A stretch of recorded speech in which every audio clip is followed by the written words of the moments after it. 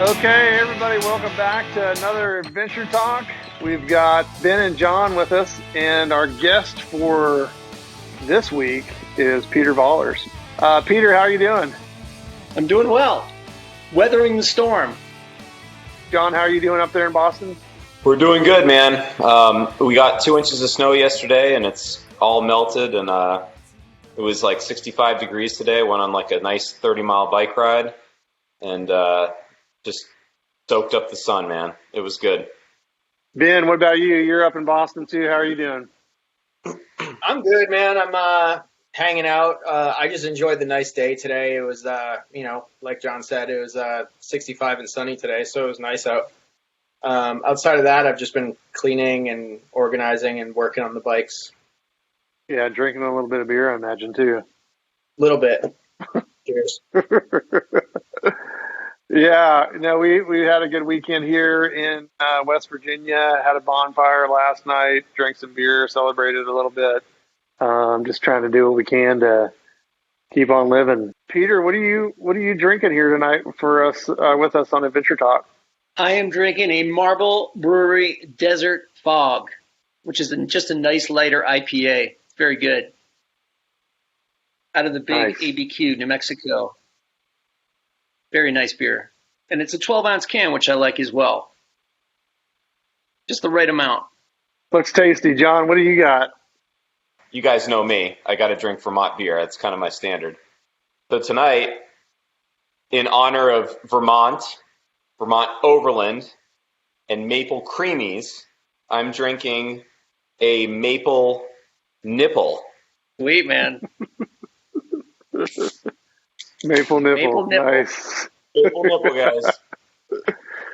We might go down the path. I don't know how long this Adventure Talk is going to be in typical fashion. Anytime we're talking about overlanding in Vermont, we can find ourselves about 4 beers deep and about 2 hours into the conversation. So I don't know where this is going to go. And I really don't care because it's just going to be a fun talk with Peter. I'm drinking Stone Brewing Enjoy by 420 IPA. This monster is 9.4% alcohol, and it was actually canned right at the end of March. So it's a very limited run that they do, but it's a tasty beverage. Again, just to give you kind of a breakdown, we're going to be talking here with Peter Vollers. Peter Vollers it puts on Vermont Overland Rally. He runs Vermont Overland. Has dabbled with some guide services. He's an avid cyclist, big on gravel cycling up in Vermont, and we'll give him an opportunity to talk to that. But we met Peter, I don't know, I think it's been 4 or 5 years ago. We came up to Vermont Overland Rally and said, hey, if we come up here, can we do a little bit of video and kind of tour around? And he said, absolutely. And we went up there. That's where we met John for the first time. Had a really good time, drank a lot of good beers. We were just discussing, we probably didn't really eat much food during that adventure. We drank a lot of calories. But it was a good time. We got to sit with Peter by the campfire, learn a little bit about him, and start planning for another year or two down the road, actually spending an entire week and a half exploring Vermont up there with him. So, Peter, let's just kind of hand it over to you and tell us a little bit about yourself and kind of your past and how that led you into overlanding. Well, everybody kind of knows that I've always been a Land Rover enthusiast, and that's kind of led me into the overlanding thing. The main thing with a rally was that it was odd. I had been doing mainly guiding at that point, and not really been into events. And I get this call from Scott Brady, and he is like, I had known Scott just like past, I think I met him at the Land Rover National Rally in Moab, of all places, in like years and years ago. That was where we first met. And then I just met him a couple other times, but he had said, hey, I hear you're the guy, the overlanding guy in Vermont. And I was like, well, I do guiding and stuff like that, but I'm not, I've not done any real events at that point. I had toyed with a very early Vermont Overland trophy in 2011. That was more like a geocaching, like really more of a navigational challenge type of thing. It wasn't a set thing like the most recent Vermont Overland trophy. But he said, hey, I'm doing these Overland Rally and workshops around the country, and I would love to have you do the one or help us with the one in Vermont. And I said, I'd love to do that. That'd be great. And that was really my start with any bigger mass events. I had not done any biking events. I had not done any gravel events, nothing up to that point. I had been, years and years, I had been everything from, super elite level cyclist as a junior. I had been collegiate national champion as a cyclist on the road in 89. I had been a pro in 91, and I had always been a bike rider. I had always been a 4x4 enthusiast, and Vermont Overland started as a guide service, but never any events. And I did that one I was helping Scott and Brian McVickers, who was really kind of in charge of it. And we did this at Justin Lilly's farm in Rockingham. And I fell in love with it. I really did. It was so, and it actually, in those days, it was super relaxing for me because I wasn't really in charge. I was just helping. It was kind of like when I was with you guys guiding, you were calling the shots. I was just enhancing, and just guiding. So it wasn't like I was in charge of everything and responsible for it, which is a highly stressful situation for any promoter. But I found that it really agreed with me. And this was 2012. This will be our 9th year of the rally this year, and I'll get into the later iterations of it. But it was it was great because it was just this super relaxed thing, and people got together, and I had actually not been to any group overland events at that point. It was really, this is 2012. This is early. And the whole thing was kind of just budding at that point. Even Expo East and West were just starting out. I think they were maybe a year or two old at that point. So, and we just had everybody. It's that magic when everybody starts pulling up in these crazy rigs, right? And we're standing in the field, and we see these trucks pull up, and then we start to see like Campa was there with their trailers, and he I think was in a Unimog or something, some crazy vehicle. And that was really what made it, was all the uniqueness of these vehicles, which to this very day is what gets everybody into this crazy thing, is they see these rigs. And it's even before you really get into the adventure of it, it's the sexiness of the rigs that does it for all of us, as car enthusiasts. Gear junkies, and we look at this stuff and we're like, oh man, that's freaking sweet. And there's always, even to this day, and I've gone, I'll get into this a little bit later, but I've gone in the other direction where now I don't like the gear addiction as much, and I kind of fight against that, which I think a lot of people do, have been in this for a long time, but still it's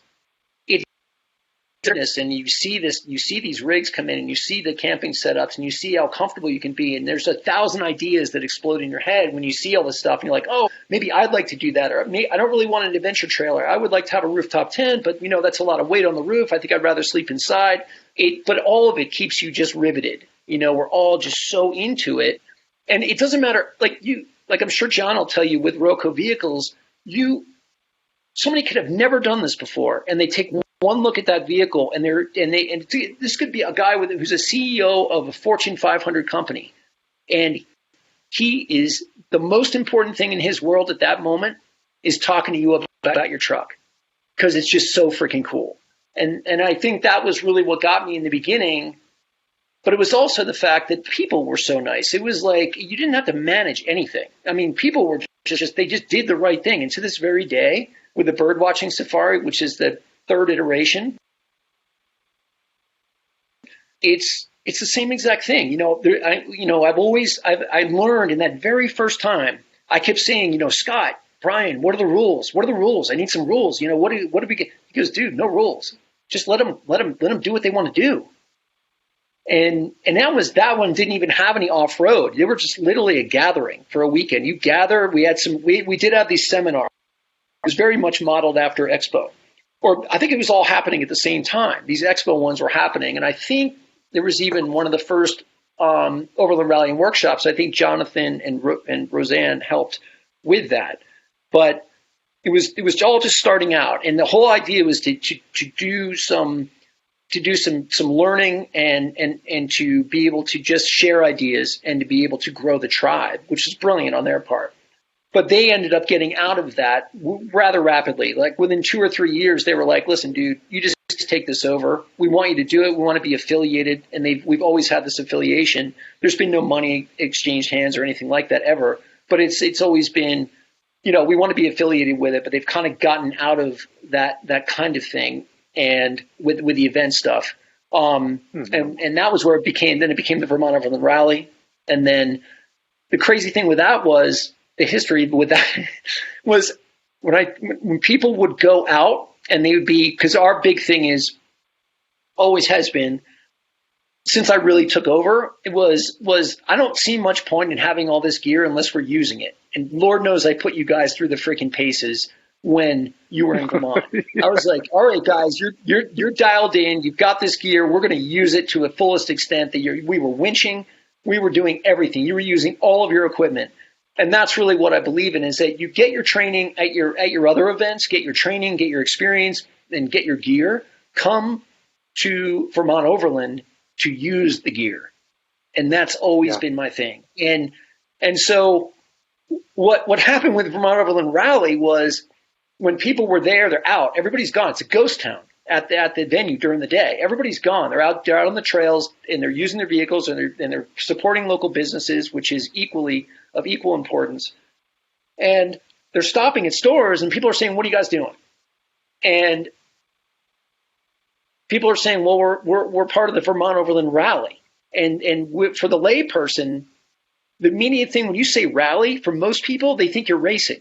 So everybody thinks we're out racing. And then they say, "Oh, Peter Vollers is behind this. They know I'm a bike racer, or I was." And then they're like, "Oh, these guys are out racing." So I was like, what could I possibly call this thing? And this became more and more pervasive. This was like an issue. This was going to end the event. This was going to be really bad. I had to do something.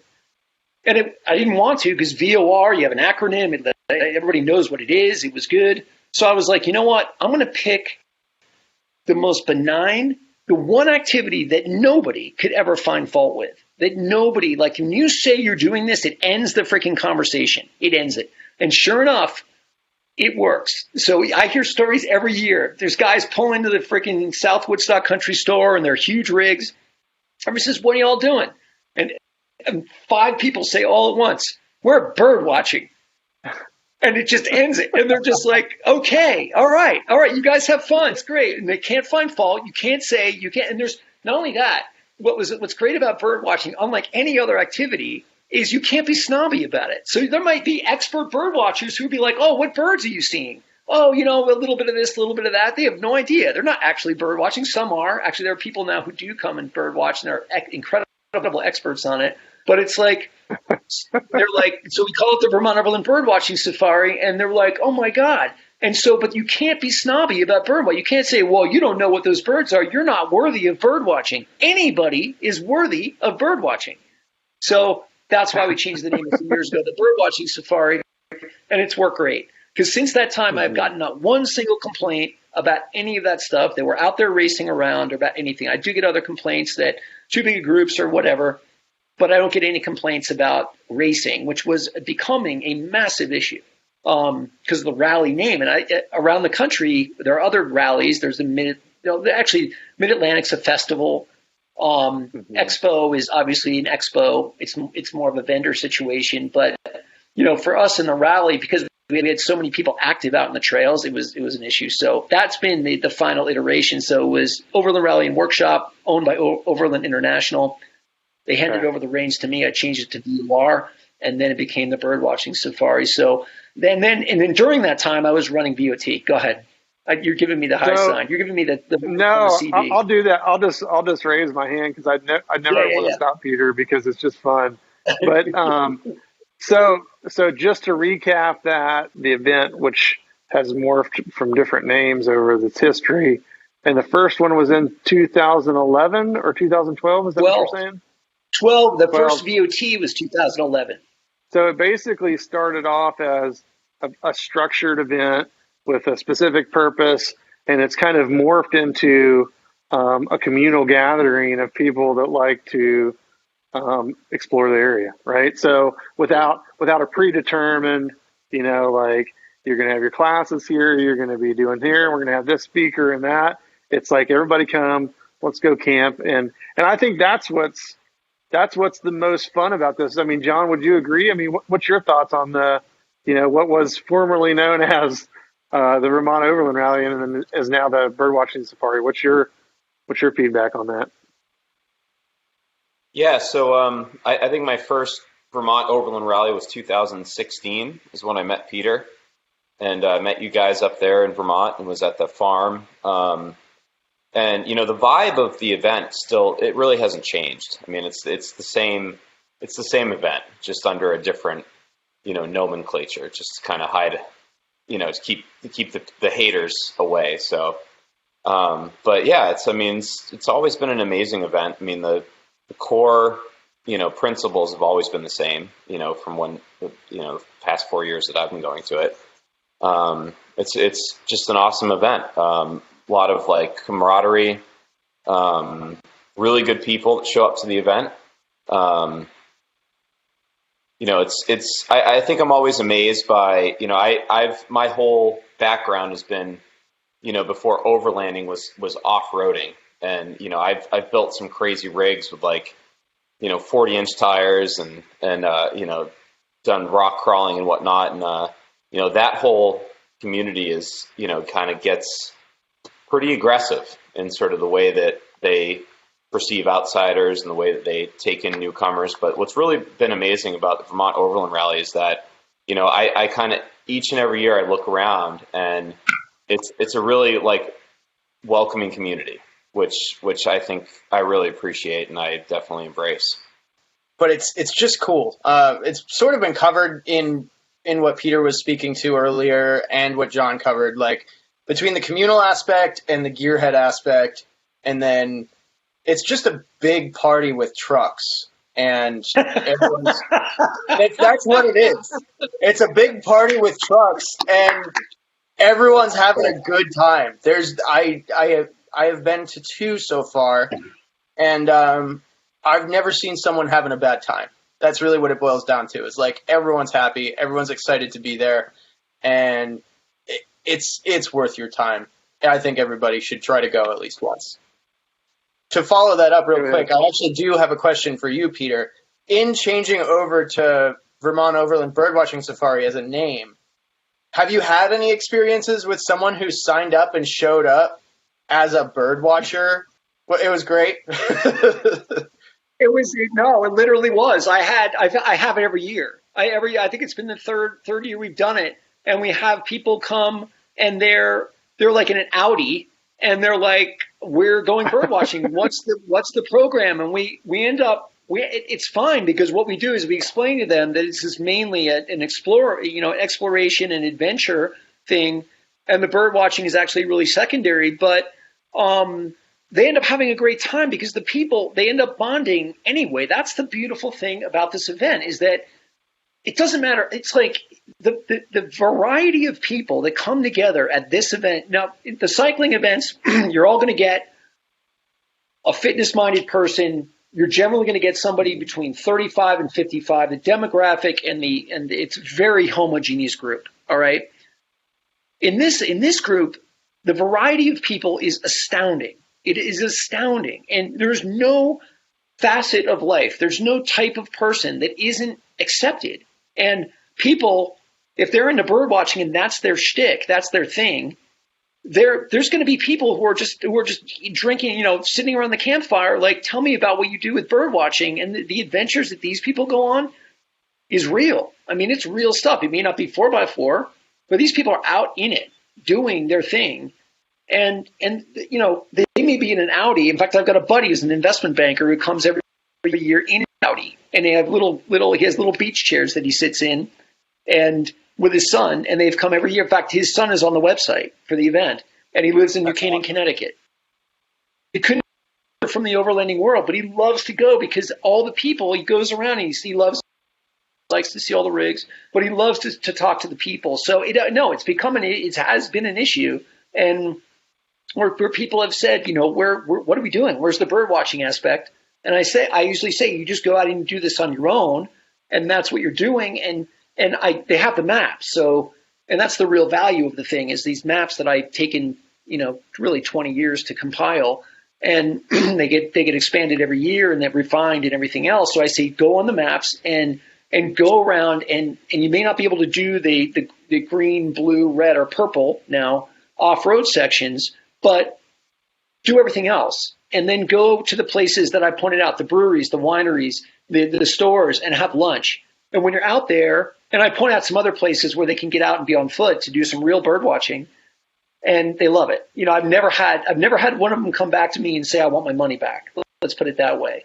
They seem, from what I can gather, they seem to have a great time. I think somebody did, you know what? I had a great time. Because I think I offered. I said, oh my God, I'm so sorry about the misunderstanding. If you want a refund, I'll give you one. They said, no, I'll give it a try. And they're like, just tell me if tomorrow or the next day you're not having fun. They always have fun. It's a fun freaking thing. And it's fun for me.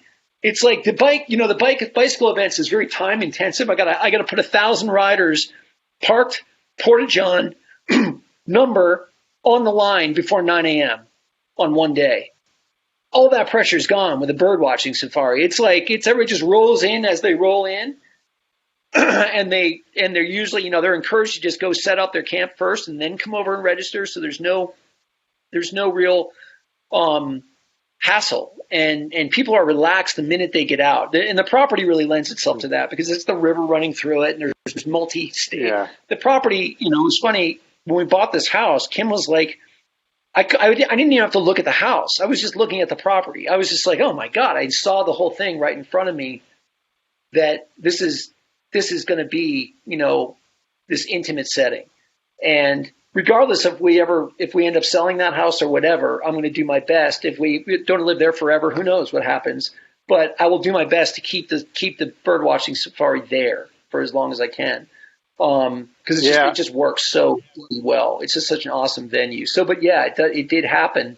And actually now we've got, people have given me, there's this book we have where you can flip through all the birds of Vermont that people, so we're actually more into it. And I got to tell you, when you're out there on these trails, you flush up birds all the time. Like, John, you're a upland bird guy, right? Yeah, rough grouse. Yeah. Yeah, Jason, you as well. So, I mean, we're flushing that stuff up all the time. And people will come back like, oh my God, I saw a grouse, I saw a partridge, I saw this, I saw that. And I'm like, that is awesome. So it's not like it's entirely lip service. Ben, what was your experience like with us when we filmed Adventure Vermont and with Peter up there?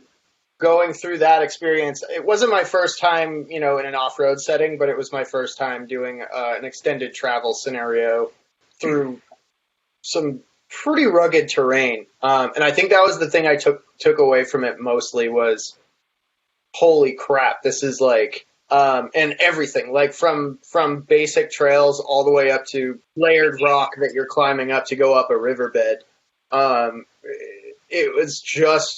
It was pretty amazing. What I took away from the Vermont trip was it's amazing what a vehicle can accomplish. And I think that's really my takeaway from that is that there are so many challenges you can sort of take on there and prove to yourself what you're capable of. Good. John, you've talked in previous adventure talks about, escaping to Vermont. Describe to, the viewer, the listener here, what traveling Vermont's public roads is actually like. What's pretty amazing about, the Class 4 road system is that there's something for everybody. Whether you want to go out there and, challenge your completely built rig, there's roads for that that have been sort of left unmaintained. If you have a basic Subaru with all terrain tires, there's roads for that. I mean, I think that's what's amazing about, the Class 4 road system in Vermont is that it offers there's something for everybody there. The guy that wants to go drive really difficult trails, do some trail maintenance along the way. There's roads for that. And there's also roads for, the historian that wants to go and like research all the old, like, graveyards, that are buried in the deep parts of Vermont, that are accessible through the Class 4 road. So I think what's amazing, what I'm always amazed by, Vermont, is the versatility. It's just a very versatile area that offers terrain for everybody. We've talked and used the term public road several times here. Describe to people why we call those a public road, how those are actually part of the community there in some of those locales in Vermont. Yeah, so Vermont, it's actually has a lot to do with the law. And it's no secret I'm a property lawyer. But Vermont has a quirk with the law, unlike most other states, where once a road, it's almost always a road. These roads, the act of creating a public road is laying out a public road, and the towns do that. It's not county based like in other states, or there are some state roads. There are very, very few county roads, and you wouldn't even know. And the way they came about is usually in the early 1800s, the towns laid out the roads, and by laying out, that's really surveying. So these guys got out there, the early surveyors, with these rods and links. They're basically a 16-foot rod.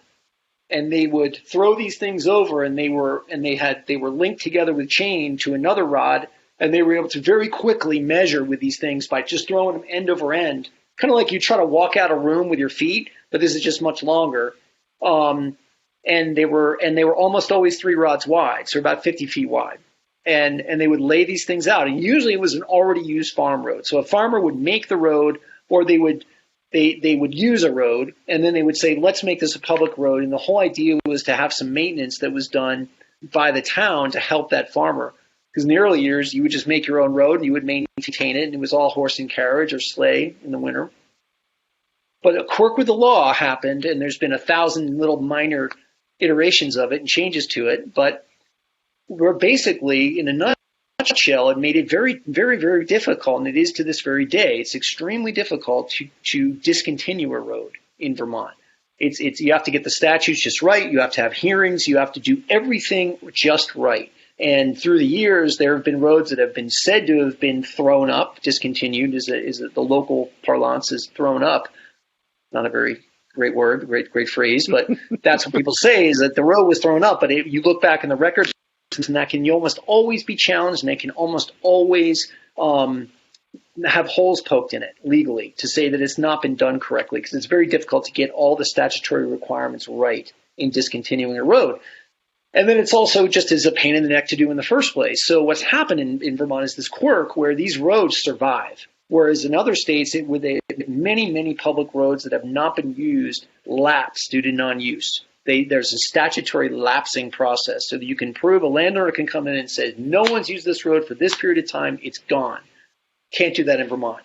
In order to have a road discontinued, it's got to be formally discontinued by the town, and that's a process. And that process is not easy to fulfill properly.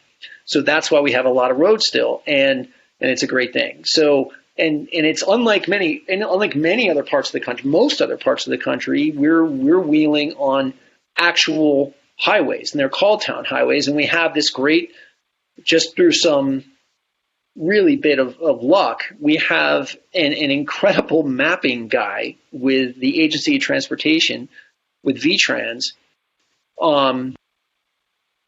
who is geotagged PDF-based maps, and they're readily available on the VTrans website. So, and I would love to take credit for this, but there was everybody knew about the VTrans website in the early years of finding these roads. We would get the maps, which was a miracle in and of itself. We'd have a paper map, so we could be like, oh my God, look at all these Class 4 roads, and you can see them in every single town. I've never seen a town in Vermont that doesn't have at least one tiny little bit of Class 4 road. And in fact, in 2007, very early on, our local club, we did a 4x4 trip from the Canadian border to 4 days. And the goal was we did as many Class 4 roads as we possibly could in the route we did. But the rule was we do at least one road in every single town we did. And we started on a Class 4 road that went right to the Canadian border, which were issues. There's freaking cameras on trees.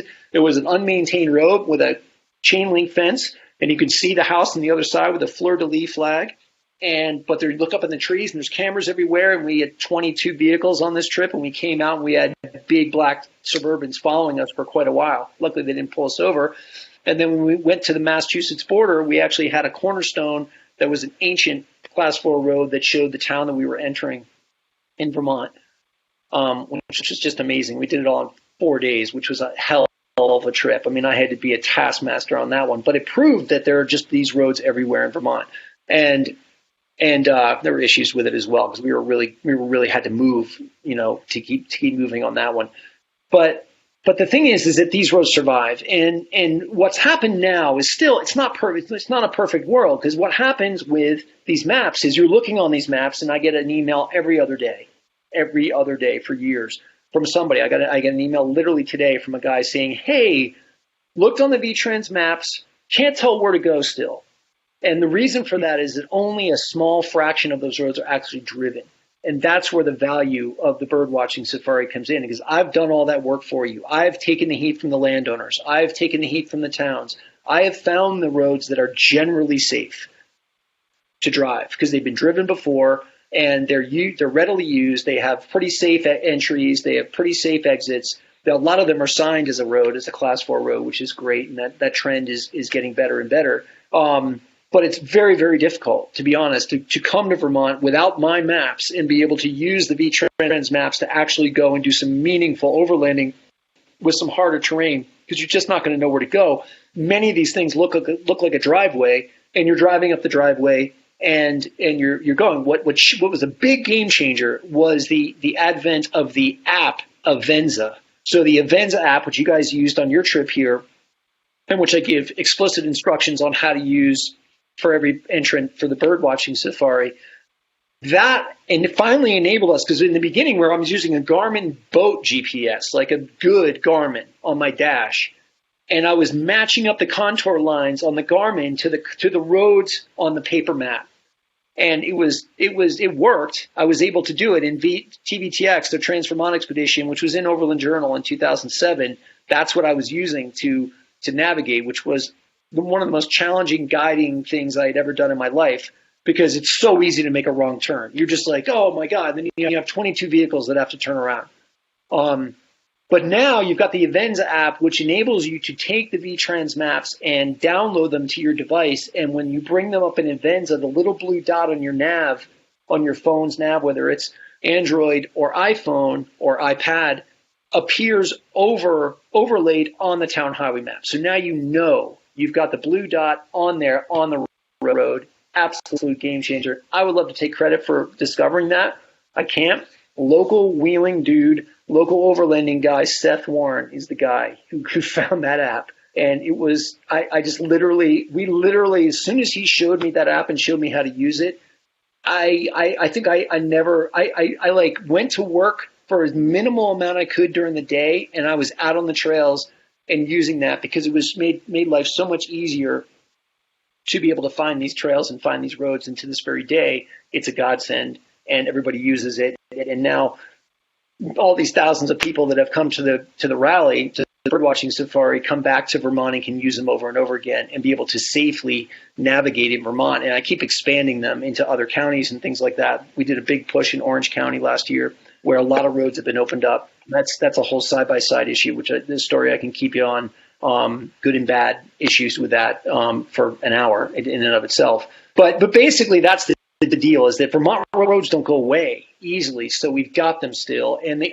so many of them are beautiful and historic. And in fact, one of the major issues we have with those roads is we have logging interests, we have snowmobiling interests and we like the roads in their natural state. A lot of other users, and for practicality purposes, like to modify them or improve them. We also have a big push. We have very, very, very valuable real estate, especially in Windsor County, Vermont. And it's in many towns will allow a landowner to improve a Class 4 road for its own access, as long as they do it under their own dime.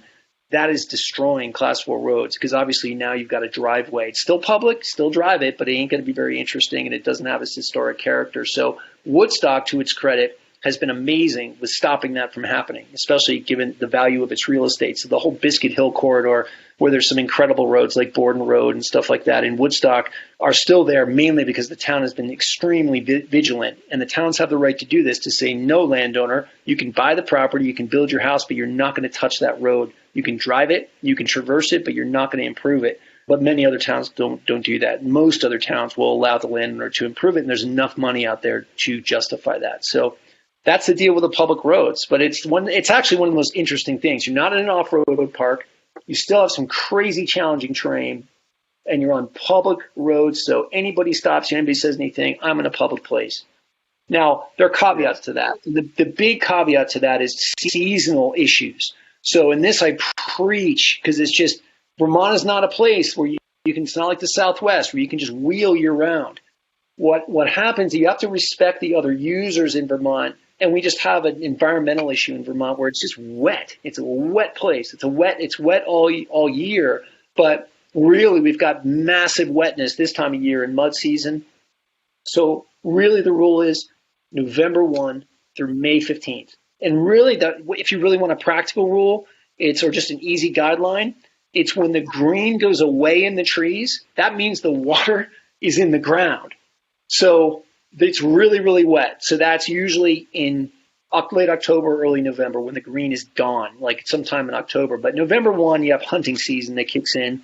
So you want to stay out of the woods at that point. Then you have snowmobiling season. Then you have mud season. So, and in mid to late May is when the leaves, when the green comes back in the trees. That's when the water comes back up into the trees and the ground gets exceedingly dry at that point. More, I shouldn't say exceedingly, but it gets drier at that point.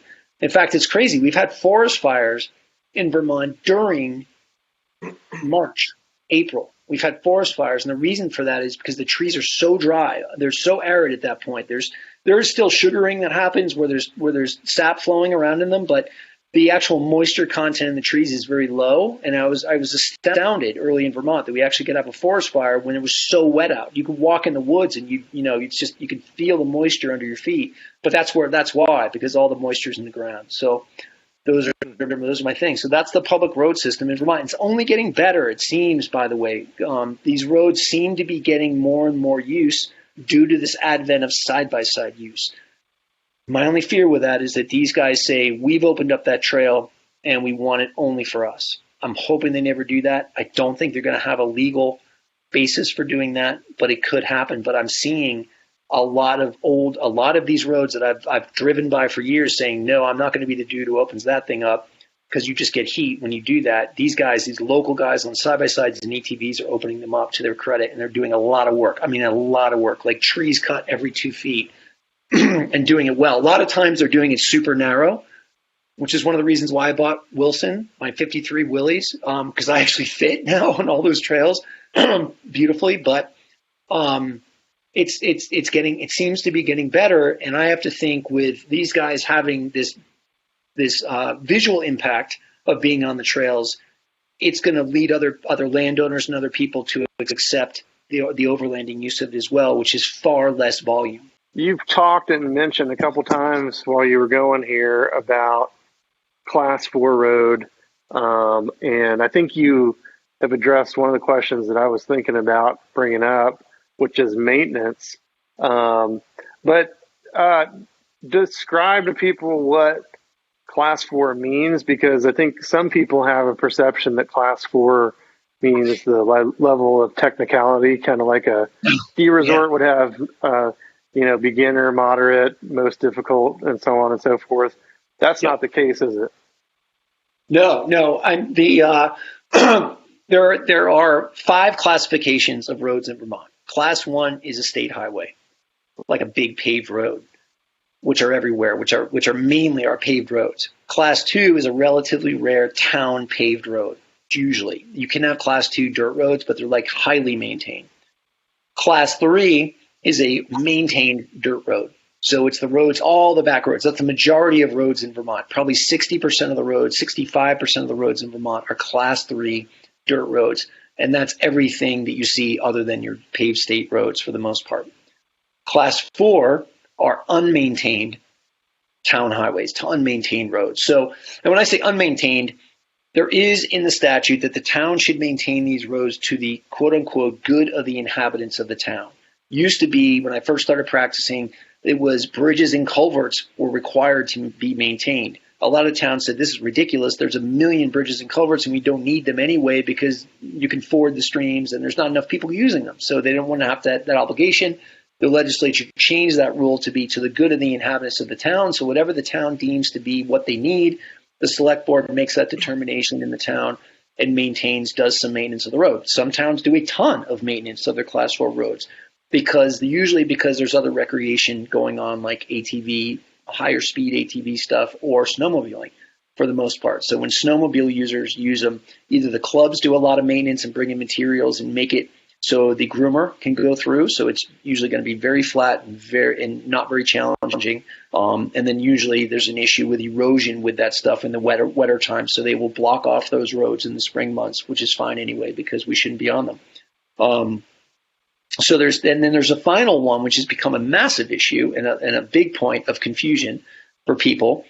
Overlanding in Vermont are legal trails. They're called LTs, and you see them on the map as LTs. And it's massively confusing because the definition for LT in the statute says that an LT is not a highway. They say it's not a highway, but when you look at definition of a highway in the statutes, a highway is something that does require some maintenance by the town. So, and it actually says it's not a highway and requires no maintenance by the town. That's what it says under definition of legal trail. So because it's a highway, a lot of people misconstrue that as meaning it's not available for public travel, that it's not, or motorized travel, because it's not a highway. But there's nothing in the definition of highway, when you actually look at highway, that says motorized travel. Really all it is, when the reality of it is, the general consensus for people who know what they're talking about is a legal trail just means the town needs to provide no maintenance. That it's perfectly travelable by the public in motor vehicle, all fine. It just means the town doesn't need to do what? The good of the inhabitants of the town, maintenance. They don't have to do any maintenance. So a lot of towns will reclassify their class 4 roads to be legal trails just to get out of any maintenance. Now there's some issues with stormwater discharge and other water quality issues with some class 4 roads that the legal trails are exempt from. So a lot of towns are changing over and doing a reclassification to legal trails, which is all fine. Some towns construe legal trail to mean no motorized vehicles. So they'll have signs up saying this is a trail, or they'll say that they'll have it in their ordinance. But we get into the issue of ordinances where unless a lot of people have asked me if the town's got like Jamaica. Jamaica has this secret ordinance. Secret. It does say you can't drive motorized vehicles on their class 4 roads or legal trails in Jamaica without a permit from the town. Unconstitutional by any standard. You can't do that. A town cannot say that only our people can drive our public roads. Can't do that. There's all sorts of rules against that, both state and federal. So, and they actually, there was a famous case in the early 2000s, I think, with a motorcycle group where the motorcycle group got tickets and then sued the town of it was Newfane and Jamaica, and also the county, the Windham County Police, and got a big judgment out of that because they were using those ordinances to be able to give out these tickets and say that these motorcycle groups couldn't be on there. The bottom line rule, that's what I'm getting to, is that you've got to have signage. You've got to have due process. So there's got to be signage saying you can't go. And that's what I generally tell people. Unless they have a sign, there's no way you can be prosecuted for trespass or anything like that. And most towns are very good about signing their roads that they don't want you to use. So legal trails are legal. They're legal to use unless you see a sign. And also, my other caveat is don't use them unless there's been some use, because you don't want to be that guy who forges his way through on a legal trail because you can see your little blue dot on the map. And you're like, we have the legal right to be here. If you brought it to court, you probably win, but it just causes so much ill will that you shouldn't do it. And those are ones I rely on my local side-by-side guys to get out there and break that trail, and then the rest of us can enjoy it and use it. Can they license a side-by-side in the state of Vermont? Yeah. They're registered. Oh, they can't? Okay. Yeah, they're registered. They're kind of like they qualify as an ATV. They've got to be, their weight limit's supposed to be 2,700 pounds, but any good side-by-sides, usually the super small ones, are like that. Most of the ones are right around 3,000 pounds, but they still qualify. You've got like 4-up ones that are way more than that, and you've got these the little Willys Jeep ones that are like 3,500 pounds. They're 32 to 3,500, and my Willys Jeep is like 3,200 pounds. So it's like I've looked at that to be able to get an ATV, a Vasa, they call it Vasa, sticker on there to be able to use their trails, which I wouldn't want to do anyway. They're all private land, but they're not tagging them. They're tagging them. So they have tags, and they're able. And in Vermont, there's a statute that says that ATVs, side by sides included, can use any road not maintained in winter, which is all Class 4 roads and legal trails. So they can use that, and they're using them. And because what's happening is they're losing a lot of times their ability to get private land permission. Unlike snowmobiling, which has very little environmental impact because it's on snow, the ATVs have a difficult time getting private land permission. So they really are relying on the Class 4 roads for the technical aspect of their routes. And many smaller towns like Plymouth has made it so you can drive them on the road. So they're kind of mimicking Gorham, New Hampshire, which has become like a free-for-all of side-by-sides. You can drive them to the local McDonald's. You can go through the drive-through. Mm-hmm. You can go to the bank. You can drive them in the local off-road park, anywhere you want to go. And it's really been a boon to their economy, not without a lot of consternation by people with the noise and just the general look at them. Same thing in Uray, Colorado. Same thing in a lot of Moab, Utah. I mean, they're having the same issues, but there's so many people using these things that it's hard to say no. It's hard to be like, you can't use these things because they bring so many dollars into the community and support local business people, and they're having fun too. It's a different speed on the trail. There's a different cadence to it than most overlanding or four-wheeling with licensed motor vehicles, but they're providing for that. You know, like one of the towns in Orange County that I have on the VOBS maps has actual signage on this buffed out trail that obviously people are going high speed on. They say you must be in 4-wheel drive because the thing has become now drifting. So these guys like drift through these turns, and they'll have these huge drifting swales on the actual public road. Man, when you're going that fast, you're risking a lot. You're risking hitting somebody else, hitting some wildlife, whatever. So they say, no, you got to be in 4-wheel drive, which slows you down. It's a natural slow thing. But who the heck's out there enforcing it? You know, nobody's going to be out there. So, but the positive side of it is, and I have a video on this on our website, a YouTube video, is that they're opening up trails. These guys are doing a lot of work, like a lot of physical labor, because a lot of these trails, I mean, if you leave a Class 4 road not used for a couple years, deadfall everywhere, deadfall. How many times did we have to use the chainsaw when you guys were up here on your trip? Every day. Every day we were chainsawing. I keep that chainsaw like in a holster in my freaking truck because I'm in and out of the car with a chainsaw all the time, and that can be in August, much less in May when we first get out there. So that's a big deal, is that these guys are opening up these roads after years of non-use and doing a lot of work. Unfortunately, in some places, like in Windham County in the south, like down near Westminster, we're seeing that in Putney, in that area, southeasterly part of the state, they're cutting the trail to just their width. They're cutting it like literally 5.5 feet wide.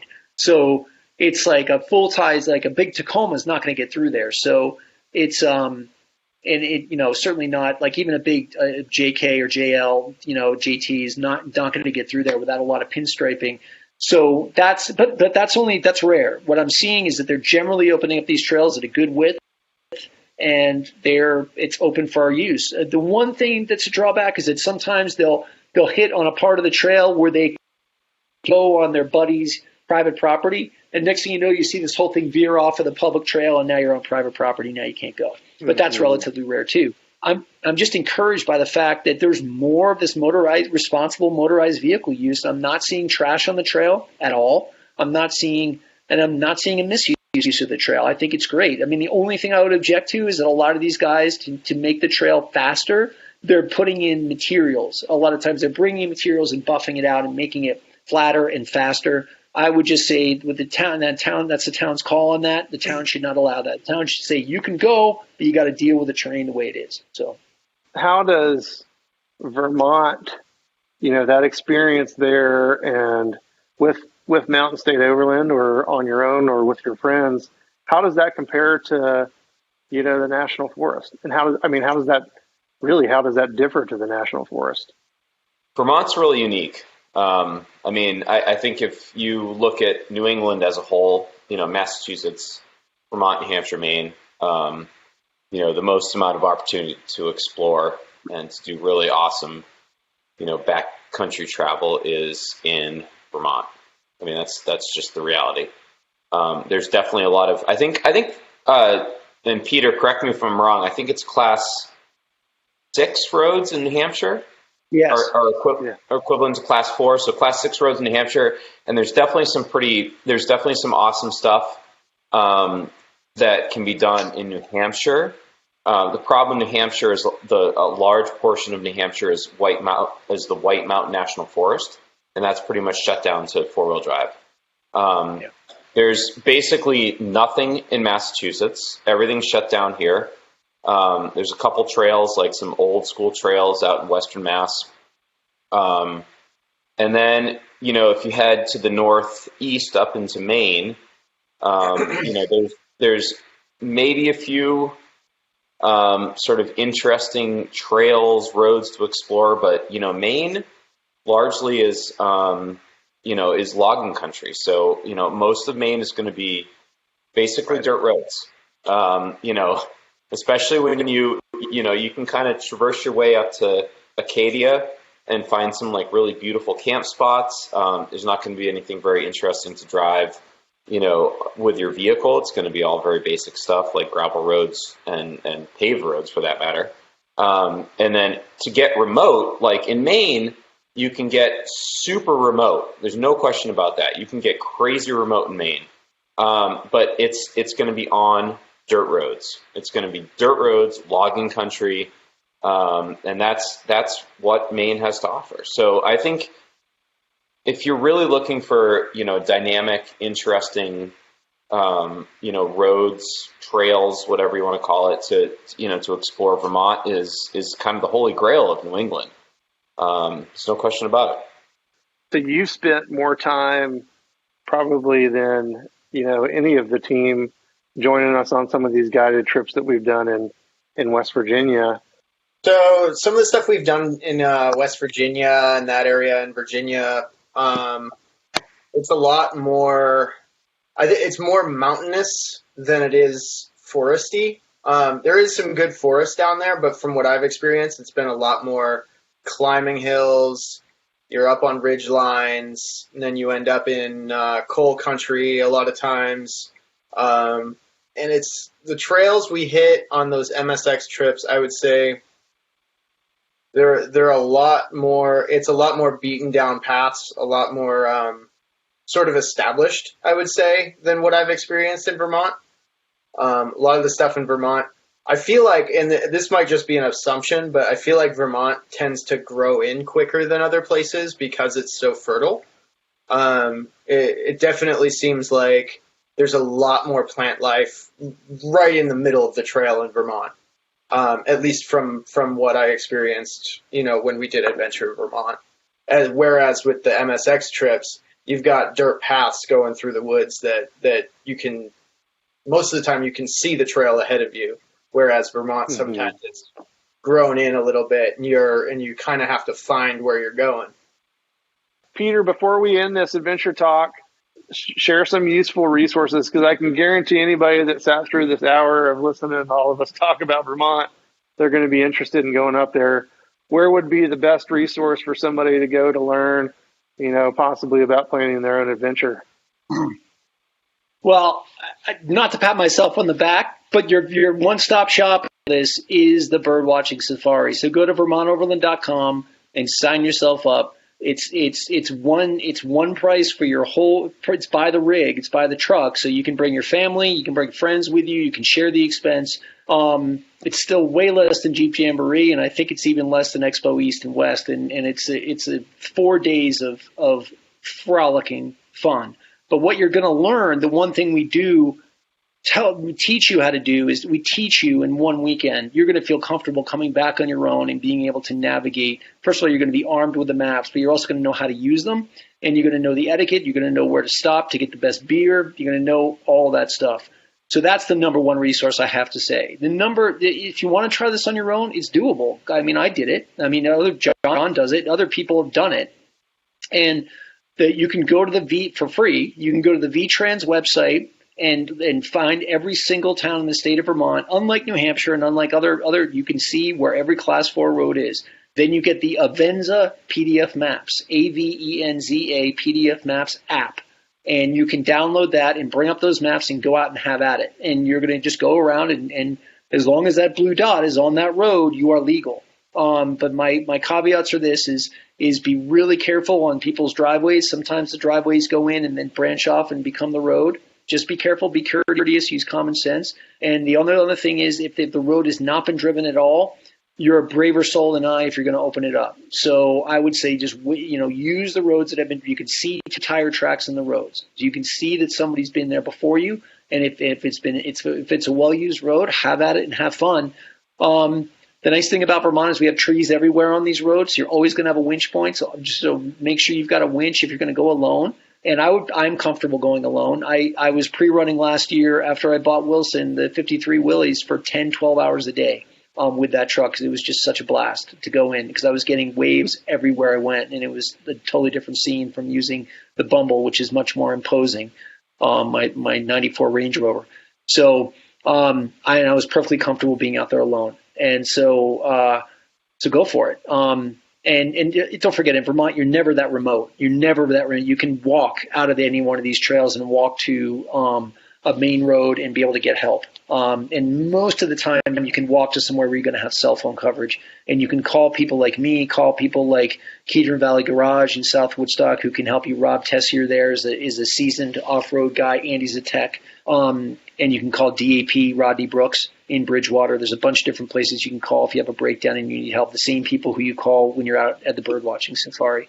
So those are some really good resources. I try to not use the Gazetteer. The Gazetteer will kind of give you a start, and Gazetteer is really good for one thing, getting a mind's eye view of your whole route, but then make sure you graduate from that point to the actual town highway maps, which are only by the town, unfortunately. The county ones are too much data. It'll clog your device. They're just too unwieldy, and they don't really show enough detail.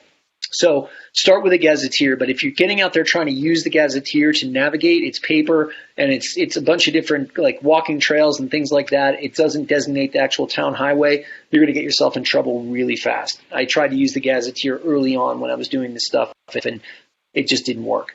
To follow up, Peter, if you've never been to Vermont, try to hook up with VOVS. It's a tremendous resource. It actually gave me a lot of, resources to get out there and explore Vermont. Same thing, like hooking up with the VTran, website and making sure you're getting all the updated maps. But I would definitely recommend that, aside from figuring out what trails you want to explore, what campsites you want to explore, Vermont has a pretty amazing culinary experience that can be had throughout all of Vermont. And obviously Vermont beer, just in my opinion, is superior. Ben, what was your top brewery stop when we were up in Vermont? I would have to say Hill Farmstead.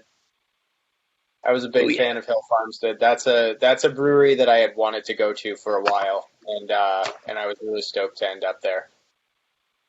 I think the last time I was up at the birdwatching safari, we had planned to go to Hill Farmstead, and they had a 45-minute line out the door just to get a beer, if I recall correctly, from that last trip. Oh, yeah. So, yeah, the breweries, obviously beer is very important to the team at Mountain State Overland. You can tell that right now. And it was just as much as a beer safari for us as it was an overland adventure when we were exploring with Peter up there. So, Peter, thanks again. Really enjoyed your time. Guys, thanks for joining us. On behalf of our sponsors, OK Four-Wheel Drive, Phil Stein, and Midland USA, this has been Adventure Talk. Thanks for joining us, guys. Awesome, guys. Thank you. Have a great night. See ya.